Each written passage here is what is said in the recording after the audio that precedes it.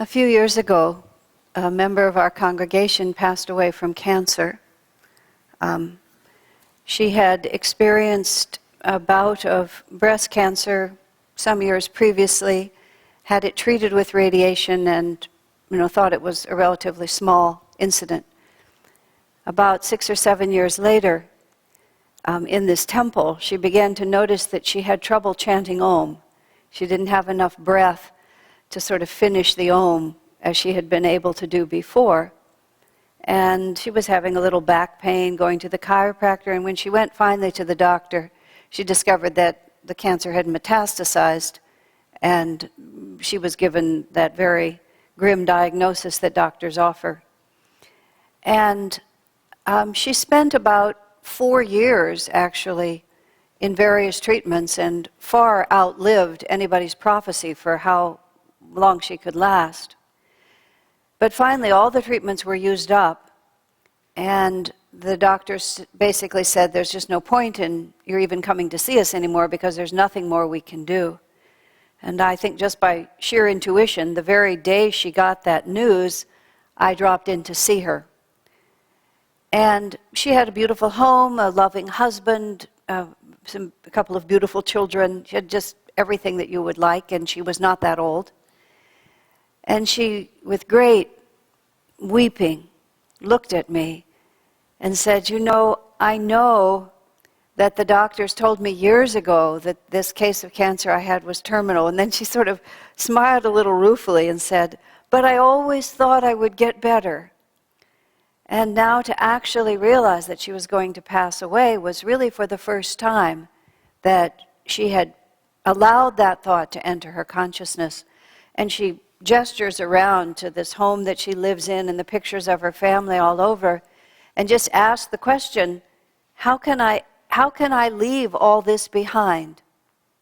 And she's just crying and crying, but she's a beautiful devotee and very much devoted to God and always had been. And I said to her, it's going to be hard for you to believe this, but you're going to have to remember it. I said, right now, wherever you look, it's a wall of tears.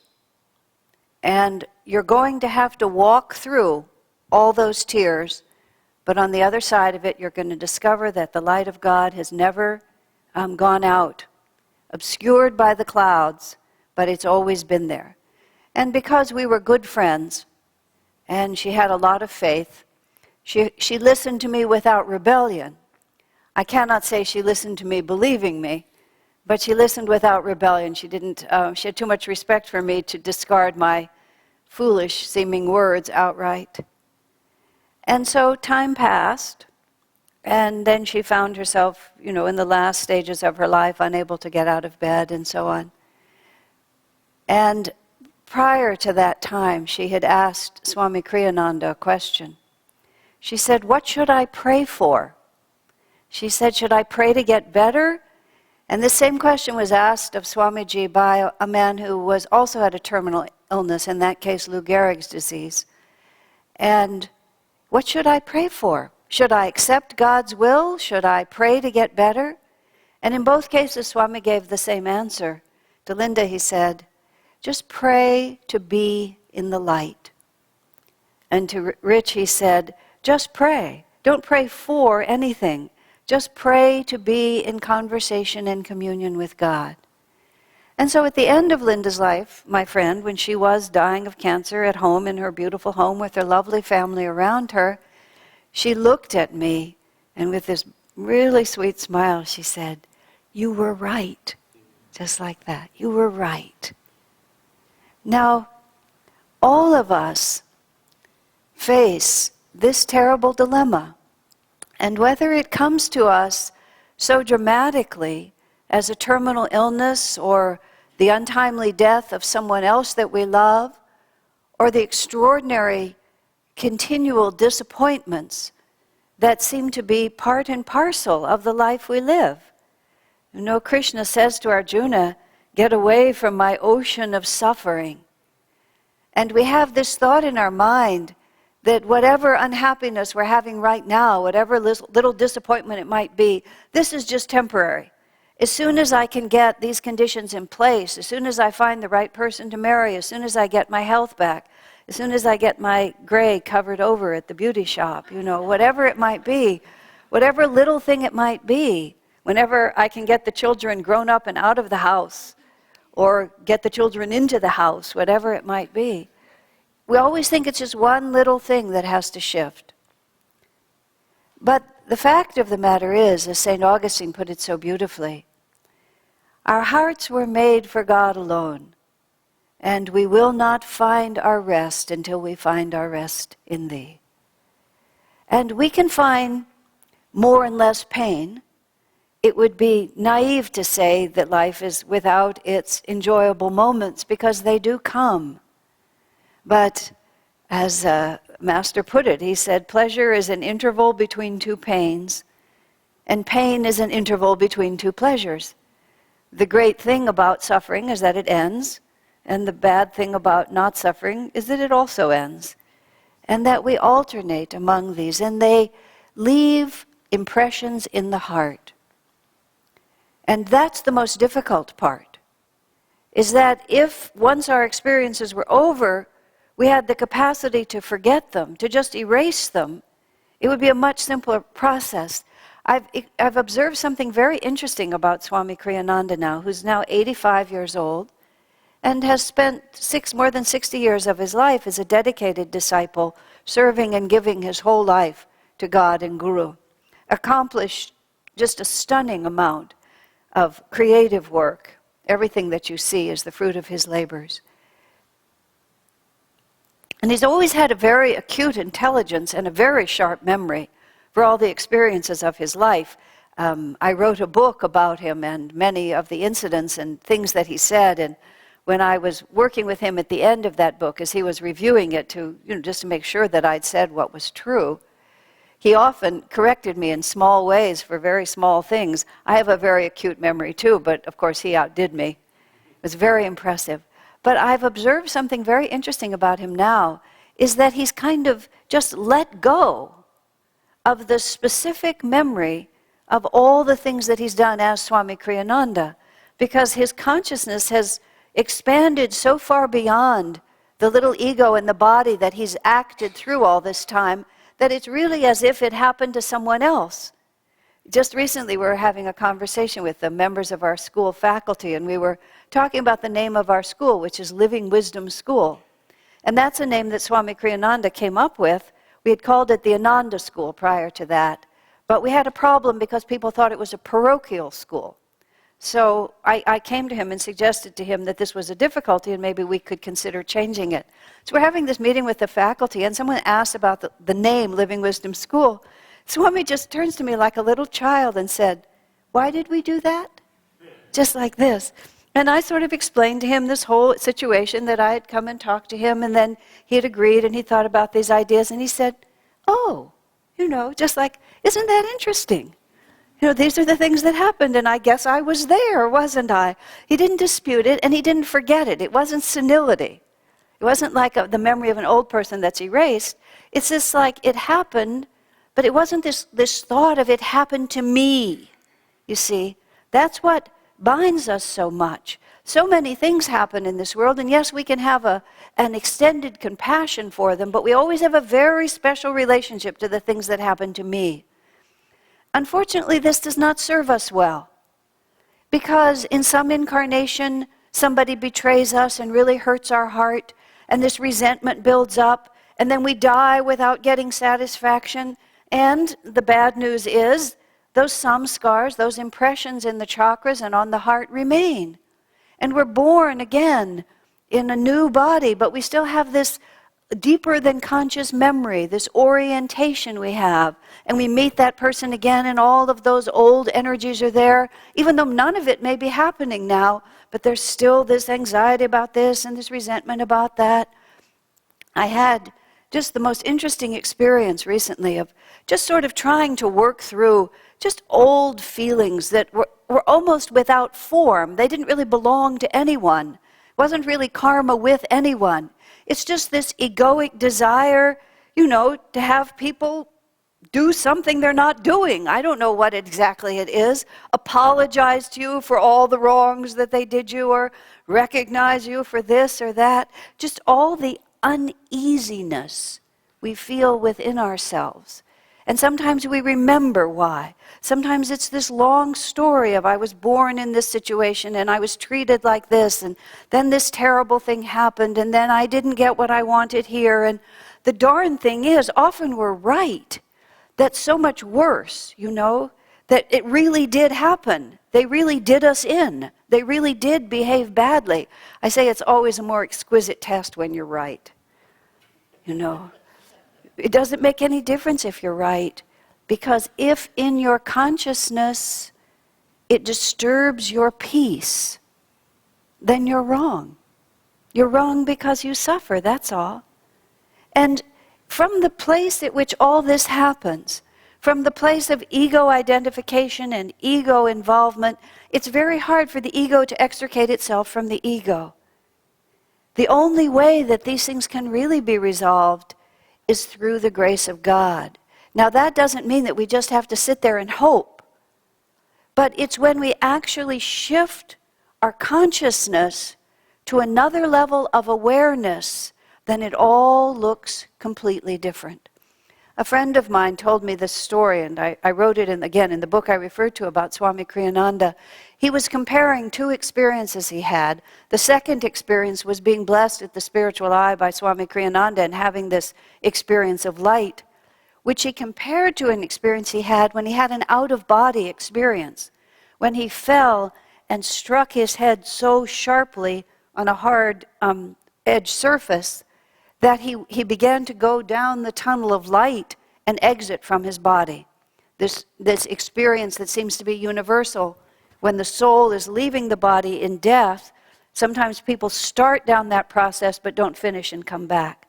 And so he started down that process, and he was going down the tunnel of light, and there was an angelic being in front of him.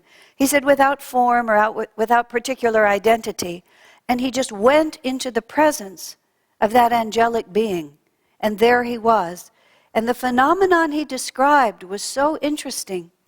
He said all his past limitations, the fears, the angers, he was just a young man. Fear, anger, insecurity. He was a plethora of all of those things that people are a plethora of.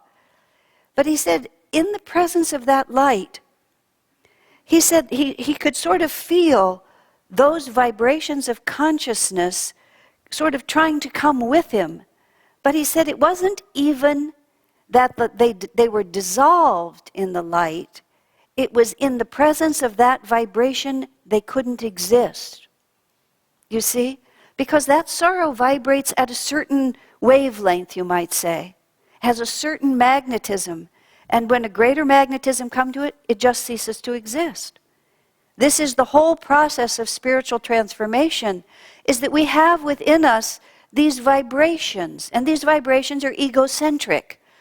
This happened to me, I want this, I need that, my happiness is conditioned by this, my body is old, I'm going to have to die, I'm attached to this, I worry about this, I'm ashamed of that, I desire this.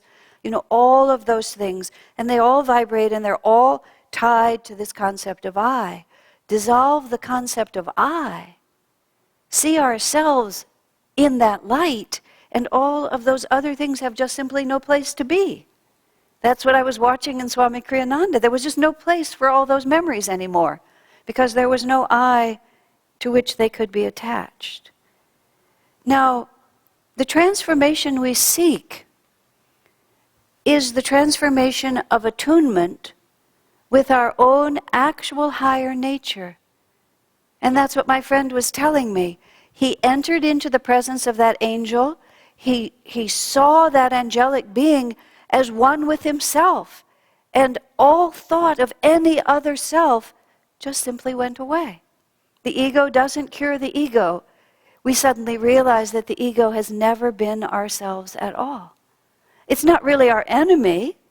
It's just kind of irrelevant.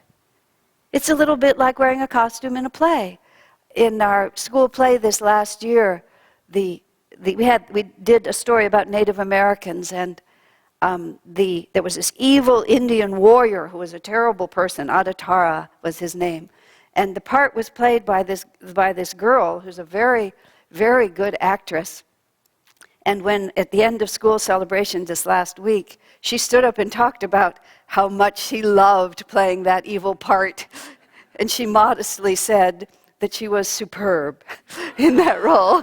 And indeed she was. And my responsibility in the play has been to make costumes, and I will say, and her costume was superb also. So she was just perfectly evil. And she was really evil. She killed the wife and all the daughters of the hero in the play, and then he, by greatness, forgave him for doing so. It was a very nice story. But there was just the way she was able to just dedicate herself to that evil role like this. And it was while she was on that stage, that was completely who she was. But of course, it wasn't really her. And she could say, I did that really well. When I was bad, I was really bad. You know. But it was just a part that she was playing. Of course, she consciously assumed it, and the evil and the bad that we have done and then has been done back to us, we were compelled into it by our misunderstandings, but it was no more our reality than, water just rushing through a stream. That's all that's ever happening. And I was speaking earlier of just my own self, I'm sure you all feel this way too. Sometimes don't you just get tired of just waking up every morning with the same identity? It's just so like, how long will this go on? Certainly there's going to be a point where we get a new identity, but it's going to feel strangely like this one. We just get to be another child. One of my friends, when their son was like maybe a year old, very noble child. Now he's a grown man and has maintained both that nobility of character that he had as a child was there. And there he was as a baby. And some part of him must have realized his own past and future greatness, because he was having his diaper changed, which must be the most humiliating experience possible. So he's lying on his back having his diaper changed, and he has his little head like pulled up and over like that, like he's getting as far away from the process as he possibly can. And he's gazing off into the distance like this. And maybe I was projecting it, but I felt he was saying, oh Lord, how long, will this go on? Just trapped in this tiny form. And so I have a new name, and I have a new gender, and I have a new culture. But in Autobiography of a Yogi, Master says it perfectly. After incarnation, it assumes a certain anguishing monotony. That's a brilliant use of words. As a writer, I love that use of words. Anguishing monotony. And that's what really happens. It's just that here we are again. But the most astonishing thing, and I don't contemplate this too long because it will make you crazy. I think it does make a lot of people crazy, is the realization that we're always going to be conscious. That we're just always going to be conscious. I mean, that's why people become alcoholics and drug addicts and sugar addicts and television addicts or just tamas addicts, just dull. Is because somehow or another we want to escape the inescapable, which is my consciousness. And at some point, the anguishing monotony of being trapped in a level of consciousness that is not free and blissful overcomes all other resistance. And we have all these other resistances. Well, how do we know that the Bible really tells us the truth? How do we know that Krishna isn't just a myth? How do we know that what the Gita says is not true? How do you know I wouldn't be happy if I got all the things that I really want? How can you tell me that it's just ever-changing waves? Not for me, not for me. Well, go ahead and say that. God He's not in a hurry. It's really hard for us to understand eternity. God has eternity to wait for us, and we have eternity to wander in delusion. You think it's been a long time, it can just go on and on and on. If we want to live in the anguishing monotony of it, go ahead. That's our reward. If we rebel against truth, we get to have what we want, which is nothing, right? We get to stay just as we are. some prize, right? But that's what we get. But at a certain point, the anguishing monotony, and no one can rush this. If you have doubts, if you have fears, if you have resistances, if you say, I'm going to do it without God, I can do it myself, I'm going to prove all the scriptures wrong, fine, try it. You know? Swami said that Master, far from rescuing his devotees from the inevitability of their own actions, as much as possible allowed people to work out their fantasies, is how he put it. Just let them do it. If that's what you want, if you want to go and try to find, satisfaction in ways that he, as the Master, could see will never come to you, fine, go ahead. The world will be your guru. In other words, your own experience will teach you. But sooner or later, something happens. And it's very hard to say what that something is, but all of us know that at a certain point, it occurs to us that there's an entirely different answer.